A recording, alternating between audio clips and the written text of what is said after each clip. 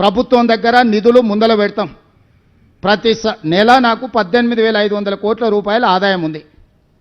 దీంట్లో జీతభత్యాలు ఏమి ఇవ్వాలి, వెల్ఫేర్ ఏం చేయాలి, డెవలప్మెంట్ ఏం చేయాలి, వాళ్ళనే వచ్చి కూర్చొని చేయమని చెప్తున్నా. నేను మీకు కూడా కమిటీలు వేస్తా.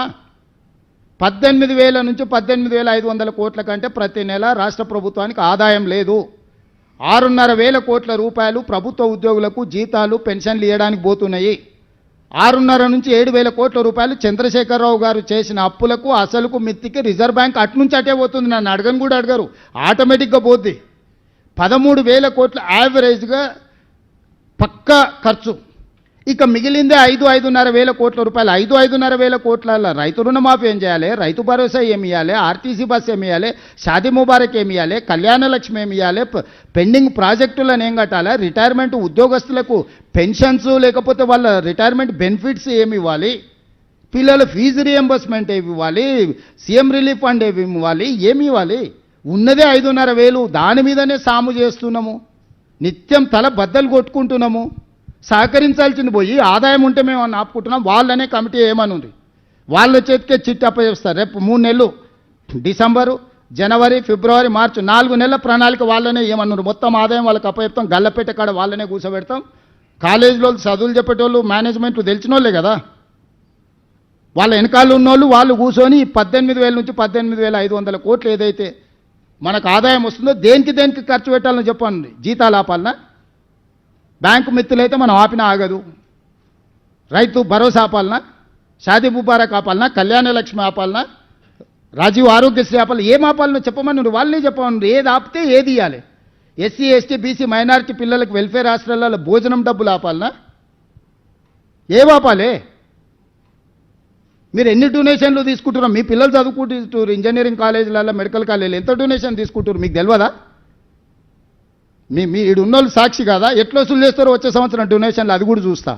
ఏసాలు వేసిరు అంటే కుదరదు. ఎవడెవడు ఏ సీట్కి ఎన్ని డొనేషన్లు తీసుకుంటారో మీరు చట్టం మాట్లాడుతున్నారు కదా, నేను కూడా అన్ని చట్టాన్ని అమలు చేస్తాను. పక్కడ్బందీకి ఇద్దరం కలిసి తారీఖు పెట్టుకొని మేము ఇద్దరం కలిసి చట్టాన్ని పక్కడ్బందీగా అమలు చేద్దాం. రండి, ముందరికి రండి. మిమ్మల్నే వేస్తా, నేను ఉండను. మీరే మీ జర్నలిస్టులు, సీనియర్ జర్నలిస్టులు ఉన్నారు కదా, మిమ్మల్నే ఒక కమిటీ వేస్తా. Will implement everything. మరి ప్రభుత్వ ఉద్యోగస్తులకు ఒక నెల జీతం ఆపుదామంటే ఆపుదాం. 6,000 వస్తే మొత్తం వీళ్ళ పైసలన్నీ ఇచ్చేద్దాం. ఓ నెల జీతం మరి ప్రభుత్వ ఉద్యోగులకు ఆపుదామంటే చెప్పండి రీ. అరే అర్థం పర్థం ఉండాలి. బెదిరించడానికి, బ్లాక్మెయిల్ చేయడానికి నోరు ఉంది కదా అని ఏది పడితే అది మాట్లాడితే అధికారులను తిడితే అధికారులు ఏం చేస్తారు? అంటే మీరు అడ్డగోలుగా వేస్తే ఏది పడితే సంతకం పెడితే ఒకడొకడు ఎట్లా ఫీజులు పెంచుకొని వచ్చిండ్రు. వాళ్ళ లెక్కలు చూస్తే అసలు కళ్ళు తిరిగిపోయినాయి నాకే. విద్య వ్యాపారం కాదు, విద్య సేవ. విద్యను వ్యాపారంగా చూసి వ్యాపారం తెలివితేటలు మెలుకోవాలని ఇంట్లో పెట్టి గెలుకుతామని అంటే అదేం కుదరదు.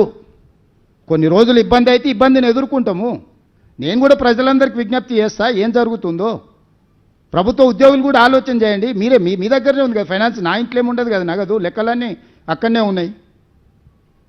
అర్థం పర్థం లేకుండా మాట్లాడి ఏది పడుతుంది మాట్లాడి, ఎట్లా పడితే అట్లా మాట్లాడి మీ వెనకాల రాజకీయ పార్టీలు ఉన్నాయని చెప్పి మీరు ఏది పడితే అది మాట్లాడతారా?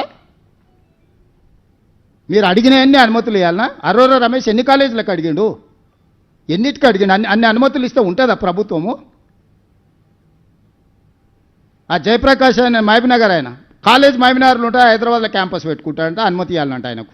ఇవ్వకపోతే బ్లాక్మెయిల్ చేస్తాడంట. ఇదా ఎట్టకెళ్ళి తెచ్చేయాలి నేను? నీవు ఉన్న కాలేజేడా, నువ్వు నడుపుతున్నదేడా, నీకు ఆఫ్ క్యాంపస్ ఏడు ఇవ్వాలి? ఇక దీని వెనకాల ఉన్న బీజేపీ నాయకులు ఏం అడిగిరో నాకు తెలుసు కదా, ఏమి ఆఫ్ క్యాంపస్లో అడుగుతారు, ఏం అడ్డగోలుగా చేస్తేనేమో మంచోడు. కనీసం చట్టాన్ని కొంచెం అమలు చేద్దామంటే మేము ధర్నాలు చేస్తాం, దీక్షలు చేస్తాం, రోడ్డు ఎక్కుతాం. మా ఆర్ కృష్ణయ్య అన్న కూడా అమాయకంగా పోయి వాళ్ళ ఉచ్చులో పడుతున్నాడు. కృష్ణన్న అమాయకత్వంగా అట్లా పడకు, నువ్వే పెద్ద మనిషి గుండు, ఫైనాన్స్ నీకు అప్పచెప్తా చేయి, నీ మీద నాకు గౌరవం ఉంది. నువ్వు మందకృష్ణ మాదికి ఇద్దరు కలిసి కూర్చొని ఈ 18,000 కోట్ల చిట్టి మీ చేతిలో పెడతా. రేపు రాబోయే 4 నెలలు ప్రభుత్వం ఎట్లా నడపాలనో మందకృష్ణ మాదిగకు, ఆర్ కృష్ణయ్యకు ఇద్దరికి అప్పచెప్తా. మీరే నడుపురి, చెప్పురి. మీరు ఎవరికి ఏమంటే వాళ్ళకే రిలీజ్ చేస్తాడు.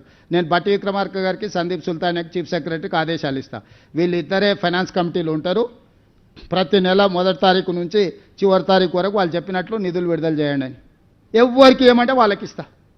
పోనీ నన్ను అప్పు ఊడుతుందా బజార్లో, అదన్నే తీసుకురండి.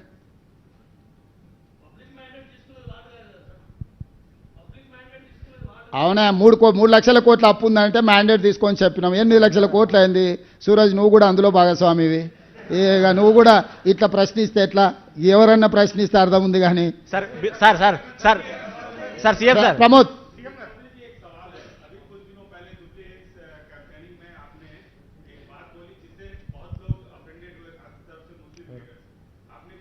మనుషులు గారా